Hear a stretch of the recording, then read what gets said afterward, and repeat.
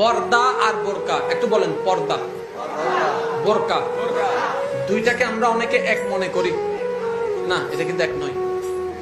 বোরকাটা শরীরের, পর্দাটা মনের। মনের পর্দা মানে লজ্জা।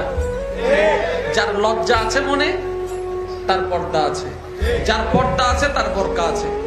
নাই আপনি খেয়াল করে দেখবেন, অনেক সময় আপনারা দেখেন হয়তো বিভিন্ন ভিডিওতে, বিভিন্ন মাধ্যমে বোরকা পরে নাচানাচি করছে, দাড়ি রেখে নাচানাচি করছে, বুড়া বয়সে গিয়ে নাচানাচি করছে। এবার আপনি দেখে অবাক হয়ে গেলেন, কিরে ও যে কাজটা করছে এবং ও যে পোশাকে আছে, যে বয়সে আছে, এটার সাথে মিল খাচ্ছে না।